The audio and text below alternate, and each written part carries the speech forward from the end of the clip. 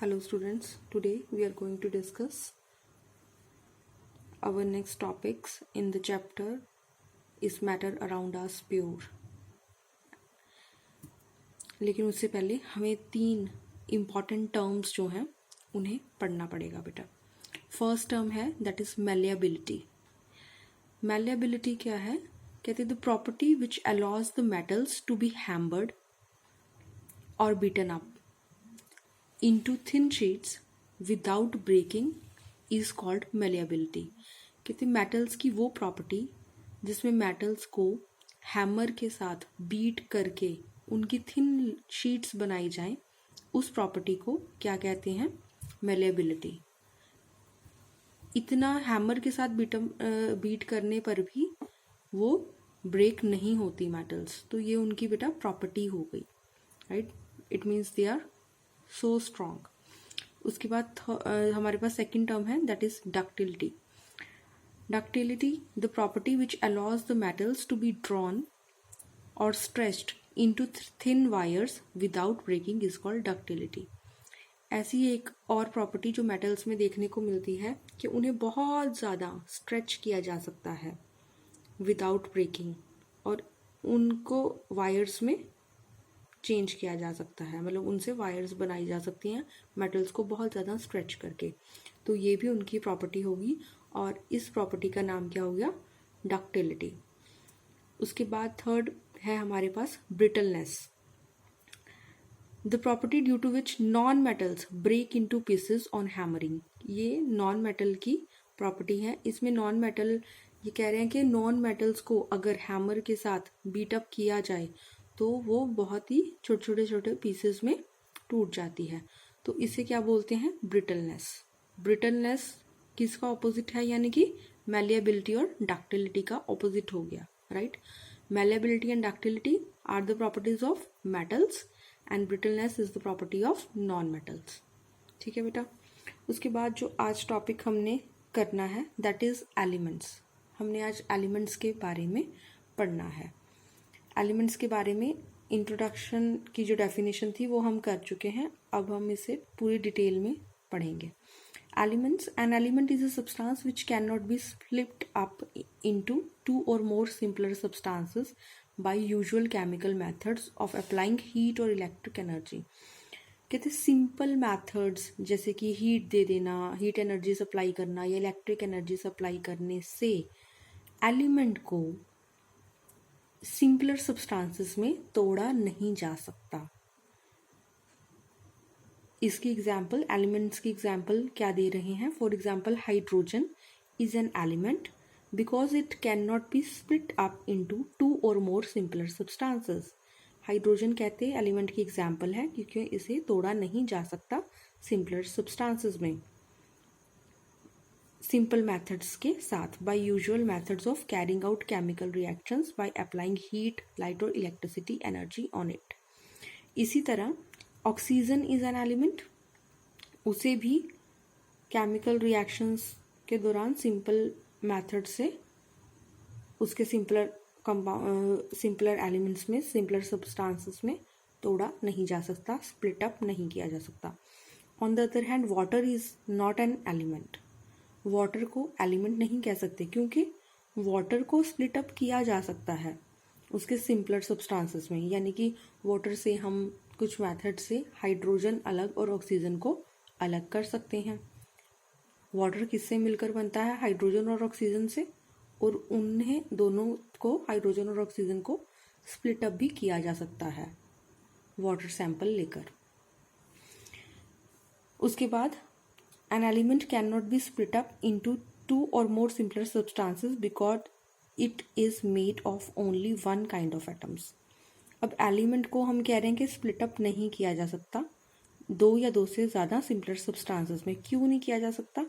क्योंकि हम पढ़ चुके हैं ऑलरेडी कि एलिमेंट एक ही तरह के एटम से मिल करके बनता है.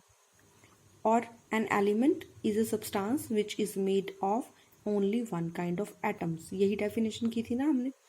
For example copper metal is made of only one kind of atoms called copper atoms.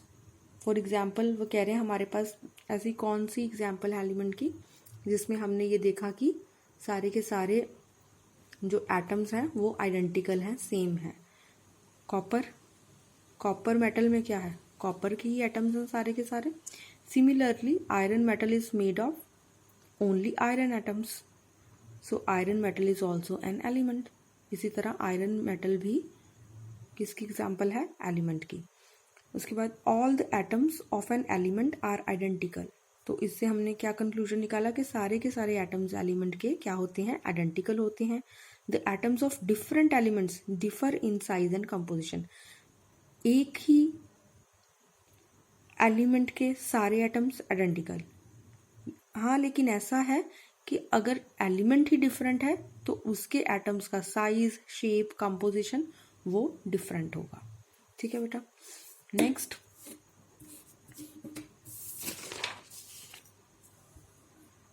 Eight present 118 are known, out of which 94 elements occur in nature. अभी तक 118 एलिमेंट्स जो हैं वो डिस्कवर किए जा चुके हैं बेटा।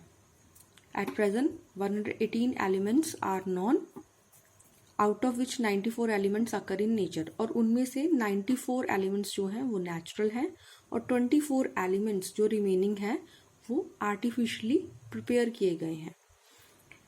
Every substance in this world is made up of one or more of these elements. हर एक सब्सटेंस जो हमारे पास प्रेजेंट है वर्ल्ड में वो एक या एक से ज़्यादा एलिमेंट्स के कॉम्बिनेशन से बना है।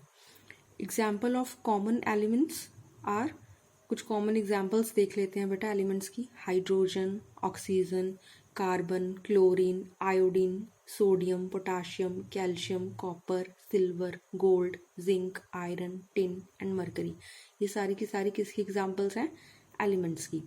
Diamond and graphite are also elements, they are the allotropic forms of carbon element. Diamond और ग्रेफाइट भी एलिमेंट्स ही हैं क्योंकि इन्हें रिप्रेजेंट तो बेटा सी से ही किया जाता है। Carbon represented as C and these are the allotrope of the carbon, तो इन्हें भी रिप्रेजेंट सी से ही किया जाता है। एलोट्रॉप वो होते हैं जिनमें जो कंपोजिशन में डिफरेंट हों लेकिन एक ही चीज़ के एलिमेंट्स हों, उसमें जो एलिमेंट्स हैं वो एक ही चीज़ के हों, हाँ उनकी कंपोजिशन में थोड़ा बहुत डिफरेंस होता है। उसके बाद फॉर्म्स ऑफ एलिमेंट्स। एलिमेंट्स अब किस किस फॉर्म ऑफ मैटर में एग्जिस्ट कर सकते हैं। Elements can be solids, liquids और गैसेस। एलिमेंट सॉलिड भी हो सकते हैं बेटा, लिक्विड भी हो सकते हैं और गैसियस फॉर्म में भी हो सकते हैं। एग्जाम्पल के तौर पर sodium and carbon solid form में एग्जिस्ट करते हैं। Mercury and bromine liquid form में एग्जिस्ट करते हैं। बल्कि उसके अलावा हाइड्रोजन एंड ऑक्सीजन जो है हमारे पास वो गैसियस फॉर्म में एग्जिस्ट करते हैं एट द रूम टेम्परेचर। अगर रूम टेम्परेचर पर देखा जाए तो एलिमेंट्स सॉलिड, लिक्विड, गैसियस तीनों फॉर्म्स में एग्जिस्ट कर सकते हैं। मेजॉरिटी ऑफ एलिमेंट्स सॉलिड हैं हमारे पास। 11 एलिमेंट्स जो हैं वो गैसियस फॉर्म में हैं और 2 एलिमेंट्स लिक्विड फॉर्म में हैं। कौन कौन से, मरकरी एंड ब्रोमीन। उसके बाद most of the materials around us are made up by the combination of 2 और सिंपलर एलिमेंट्स। ज़्यादातर मटेरियल जो हमारे आसपास है वो किससे बना हुआ है, 2 या 2 से ज़्यादा एलिमेंट्स के कॉम्बिनेशन से। फॉर एग्जाम्पल वाटर हाइड्रोजन और ऑक्सीजन से मिलकर के बना है। ऐसे ही शुगर कार्बन, हाइड्रोजन और ऑक्सीजन से मिलकर के बनी है। ह्यूमन बॉडी भी क्या है, कॉम्प्लेक्स कंपाउंड है, formed by certain combination of elements. Elements के कॉम्बिनेशन से बना हुआ एक कॉम्प्लेक्स कंपाउंड ही है ह्यूमन बॉडी भी, क्योंकि ह्यूमन बॉडी में 65% ऑक्सीजन एलिमेंट है, 18% कार्बन एलिमेंट है, 10% हाइड्रोजन एलिमेंट है, 3% नाइट्रोजन एलिमेंट है, 2% कैल्शियम एलिमेंट है और 2% कुछ अदर एलिमेंट्स भी हैं, राइट। जिंक हो गया, कॉपर हो गया, लाइक दैट। ठीक है, all the elements can be divided into 3 groups और सभी एलिमेंट्स को हम 3 ग्रुप्स में कैटेगराइज कर सकते हैं.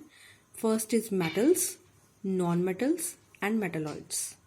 नेक्स्ट वीडियोस में हम 1 by 1 इन तीनों को अच्छे से पढ़ेंगे. Metals, non metals and metalloids are the 3 categories of elements.